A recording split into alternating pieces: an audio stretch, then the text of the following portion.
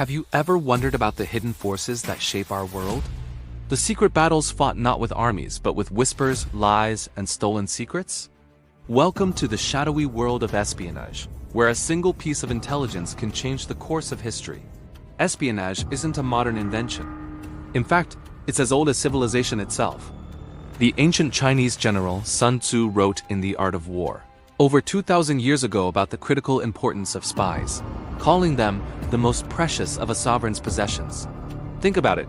Ancient Egyptians, Romans, Greeks, they all used spies to gather information about their enemies' plans, strengths, and weaknesses. This wasn't just about winning battles. It was about survival. Knowing where your enemy would strike or if a neighboring kingdom was planning an invasion could mean the difference between prosperity and annihilation. As we move through history, the role of the spy becomes even more sophisticated. Fast forward to the Elizabethan era in England. Queen Elizabeth I's reign was constantly under threat from internal plots and foreign powers. Her spymaster, Sir Francis Walsingham, created one of the most effective intelligence networks of the time. He had eyes and ears everywhere, from the royal courts of Europe to the back alleys of London. Walsingham's agents intercepted coded messages, uncovered assassination plots, and ultimately played a key role in the defeat of the Spanish Armada. Without his dark arts, the map of Europe might look very different today. But here's the part most history books don't tell you. This kind of secret warfare was becoming more powerful than armies themselves. Then came the age of revolutions. During the American Revolution, both the British and the Continental Army relied heavily on spies.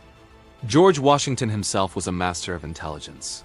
He established the Culper Spy Ring, a network of ordinary citizens, farmers, merchants, and even a society reporter operating in and around British-occupied New York City. They used invisible ink, complex codes, and dead drops to pass crucial information. One of their most significant achievements was uncovering a British plan to ambush the newly arrived French fleet, a discovery that likely saved the American-French alliance and, with it, the revolution itself. But it was the 20th century, with its 2 world wars and the Cold War, that truly became the golden age of espionage. And this is where espionage stops being clever and starts becoming terrifying. The stakes had never been higher. During World War II, the battle of wits was as intense as any physical conflict. The British codebreakers at Bletchley Park, including the brilliant Alan Turing, worked tirelessly to crack Germany's unbreakable Enigma code. Their success gave the Allies an unprecedented view into German military communications, shortening the war by an estimated 2 to 4 years and saving countless lives. Imagine trusting someone with your nation's secrets, only to discover they were working for the enemy. That's exactly what happened with the Cambridge Five. A group of high-ranking British intelligence officers secretly working for the Soviet Union passed vital secrets to Moscow, shaping the post-war balance of power before the final shots were even fired.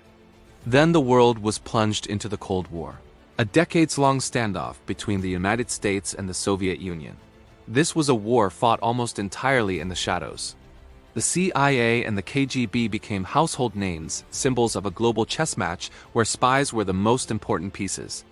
Think of the U-2 incident, where an American spy plane was shot down over Soviet territory, exposing the extent of US surveillance and derailing a crucial peace summit. Or consider the daring defections of high-level agents, bringing with them treasure troves of intelligence that could tip the scales of power. Every piece of technology, every political maneuver, was intertwined with the secret work of spies trying to gain an edge. This period wasn't just about stealing military secrets. It was about influencing politics, propping up or toppling governments, and waging a constant psychological war. So, has the age of espionage ended with the Cold War? Far from it. The game has just changed. Today's spies operate in a new domain: cyberspace. State-sponsored hackers and digital operatives now steal information that once required a daring physical break-in. Instead of invisible ink, they use encrypted data streams. Instead of dead drops, they use hidden servers.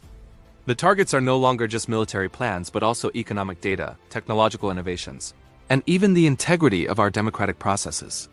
The modern spy might look more like a software engineer than James Bond, but their impact is just as profound. The struggle for information, for an advantage, is a fundamental part of human competition, and as long as that exists, the spy will have a role to play. From ancient messengers to Elizabethan courtiers, from revolutionary patriots to Cold War defectors and modern-day hackers, the spy has been a constant, often invisible, presence throughout history. They are the agents of change, the whispers in the corridors of power, the unseen hands that nudge the course of empires. Their stories remind us that history is not just what happens on the battlefield or in the throne room, but also what is written in secret ink, passed in a fleeting glance, and hidden in the ones and zeros of a digital world. The dark art of espionage continues to shape our past, our present, and our future. Thank you so much for joining me on this journey into the shadows.